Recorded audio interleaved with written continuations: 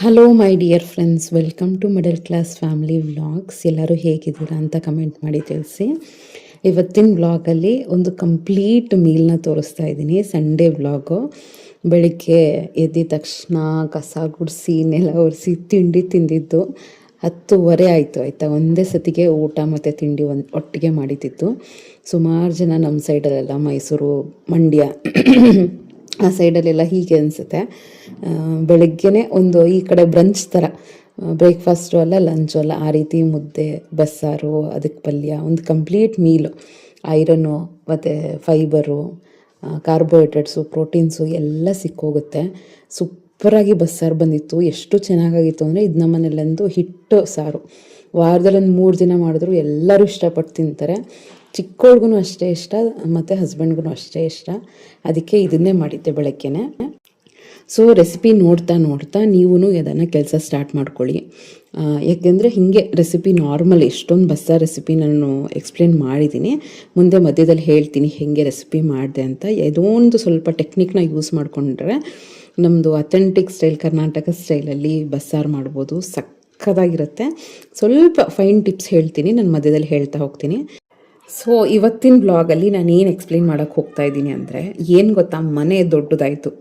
ಎಷ್ಟು ಟೈಮೇ ಸಿಗ್ತಿರ್ಲಿಲ್ಲ. ಅಂದರೆ ನನಗೇನು ಅನಿಸ್ತಾಯಿತ್ತು ಅಂದರೆ, ಎಷ್ಟೇ ಕ್ಲೀನ್ ಮಾಡಿದ್ರು ಮನೆ ಗಲೀಜಾಗೆ ಇದೆಯಲ್ಲ, ಏನಾದ್ರು ಒಂದು ಕಂಡಿಡ್ಕೋಬೇಕು, ಹಿಂಗಾನ ಫಾಲೋ ಮಾಡಬೇಕು ಅಂತ ಅನಿಸ್ತಾಯಿತ್ತು. ಎಷ್ಟು ಮಾಡ್ತಿದ್ದೆಪ್ಪ, ನೀವು ನೋಡ್ತಾ ಇರ್ತೀರ ವ್ಲಾಗ್ಸಲ್ಲಿ. ನಾನು ಕೂರೋದೇ ಇಲ್ಲ, ಎಷ್ಟು ಟ್ರೈ ಮಾಡ್ತಾ ಇರ್ತೀನಿ.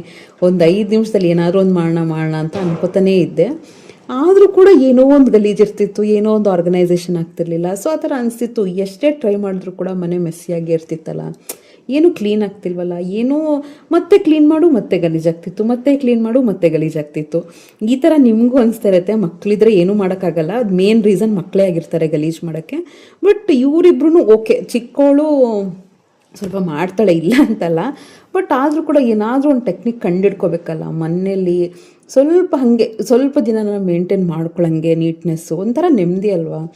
ಏನೇ ಎಷ್ಟೇ ಕಷ್ಟಪಟ್ಟರು ಕೂಡ ಅದೊಂಥರ ರಿಲ್ಯಾಕ್ಸೇಷನು. ಮನೆ ನೀಟಾಗಿದೆ ಅಂದರೆ ಹೌದು, ಸ್ವಲ್ಪ ನೆಮ್ಮದಿ, ಸ್ಯಾಟಿಸ್ಫ್ಯಾಕ್ಷನ್ ಸಿಗುತ್ತೆ ಮನೆಗೆ ಬಂದಿದ ತಕ್ಷಣ.